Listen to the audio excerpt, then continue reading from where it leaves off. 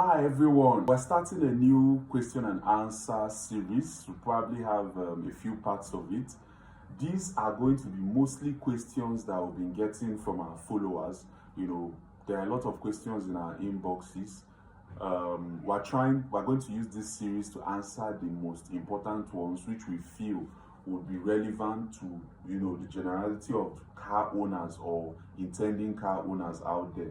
So the first question we're going to take will be, can I get a car for 2.5 million naira to 3 million naira? Now this question is recurring, it comes up almost every time, and if you go through some of our videos, we've actually addressed this question one way or the other.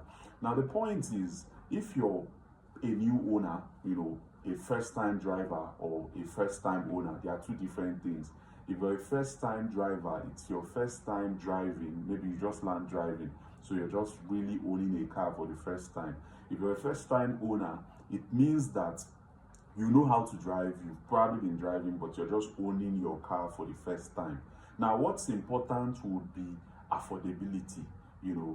For people that really need a car, if you really want to own a car, you can get vehicles for 2.5 million naira to 3 million naira if your budget is around that line. Remember that what you're looking at is a car you can properly maintain.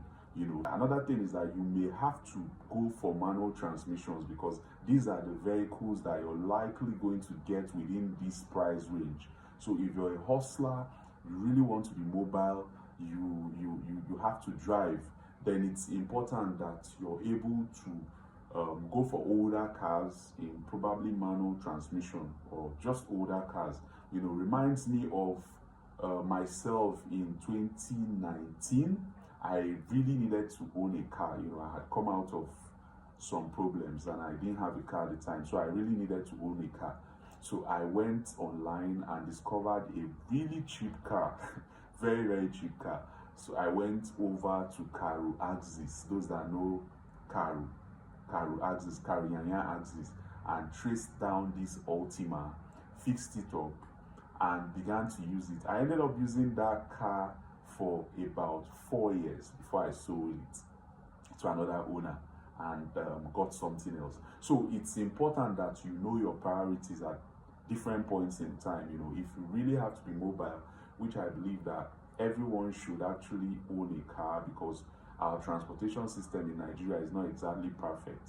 So you need your own transportation. Even if you don't drive every day, it's important you own a car, so that if you need to get to places, at different points in time, you have your own transportation that can take you there.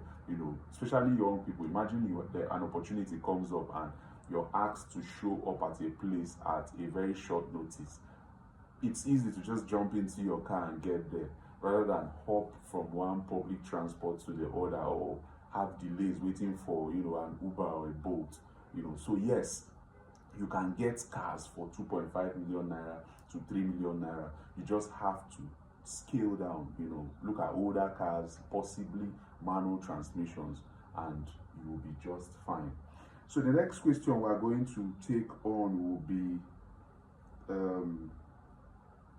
new parts generally versus old used parts. Which is better to use in a car, new parts or old used parts? Now, I like to approach this by saying, first of all, that new parts are the best parts, new original parts. If you can get a premium quality OEM part, original equipment manufacturer parts, OEM, nothing beats them. If you put it in your car, the difference is really clear.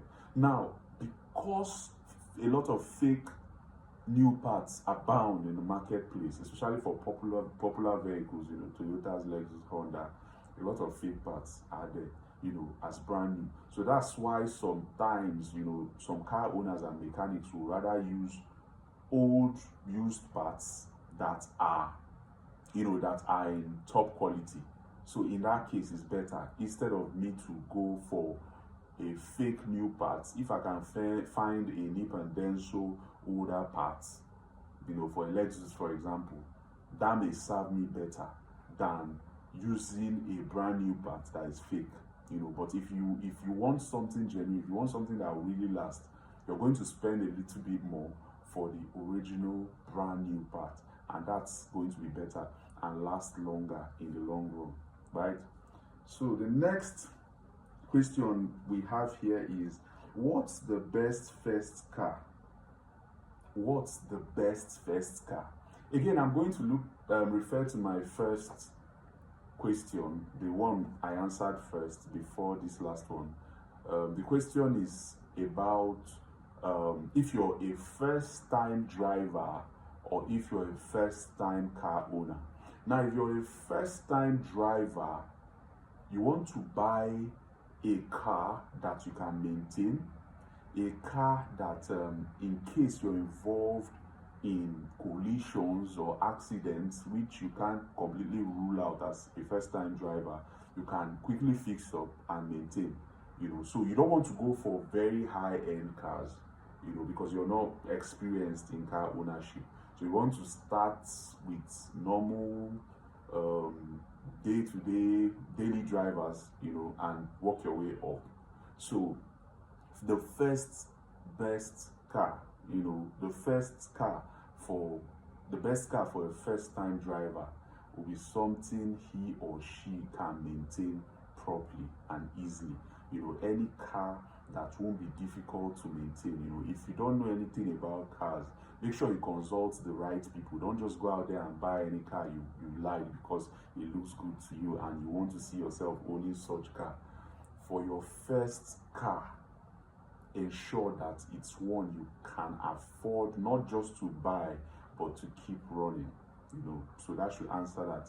So talk to people, consult with people. A lot of cars, there are many options, Toyotas, Hondas, Hyundai, Kias, Peugeots, so many of them you can pick from to own.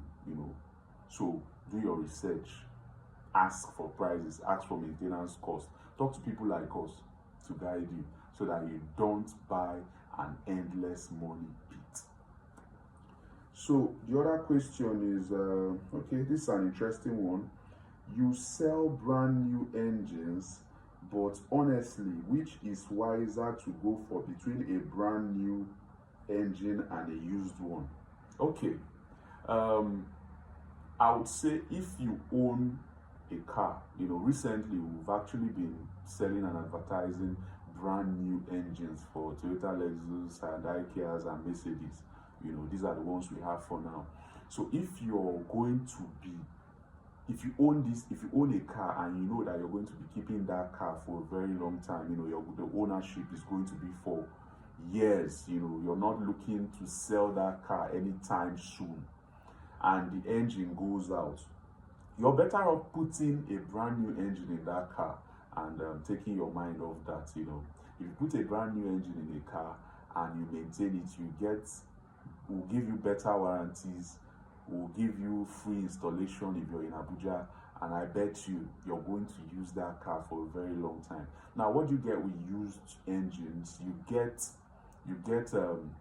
1 week guarantees, and if something goes bad, ask people that have bought used engines. Sometimes you drag, endless battles. So if you can buy a brand new car, a brand new engine for a car that you will still keep, some cars are still in top condition. The body, AC chills, interior is super, everything about the car, just that the engine went out. If you have that type of car and you keep that car for a long time, go for brand new engines. On the other hand, if it's a car you think you won't use for long, maybe you dispose after a short while, or maybe you're into buying and selling of cars, stuff like that, business, you can just buy a very good used engine and pray it lasts for as long as, use it for as long as it can possibly serve you. Some people can be lucky with theirs, a 50-50 thing. So these are the main things you should put into consideration when you want to choose between a used engine and a new one. We'll just go through one last question so that this video is not too long. The 5th question, and that will be, my car rough idles every morning. what could be the issue? So this question, the person is concerned that whenever the car gets started up every morning, the idling of that vehicle is rough. So he wants possible solutions to it. Now the truth is that in this case, rough idling can be caused by a whole lot of things. A whole lot of factors can bring about rough idling of a vehicle, So what do you do? What's the best approach? Get that car properly scanned and diagnosed. Put in a scan tool, any scan tool that is a mid-level to a high-end scan tool. If you don't have, get to a technician, let them scan that car, let them read the codes or interpret them. If they are not very good at interpretation, send us a message with the codes that you got from the car, and then we'll take it up from there. Because if you get the car scanned, you're likely going to have pointers to where the problem is coming from. If you're just going to walk straight on, or a mechanic just approaches the problem like that, he's probably going to be doing trial and error.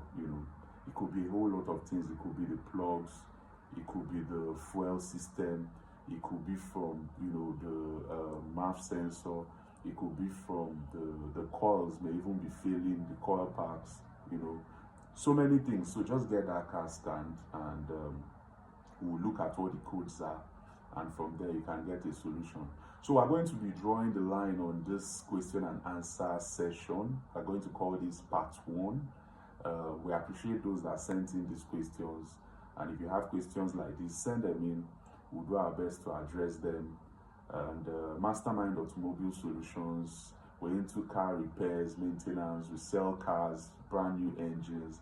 So contact us if you need our services for both your personal cars and your corporate cars. Have a great week ahead. Thank you.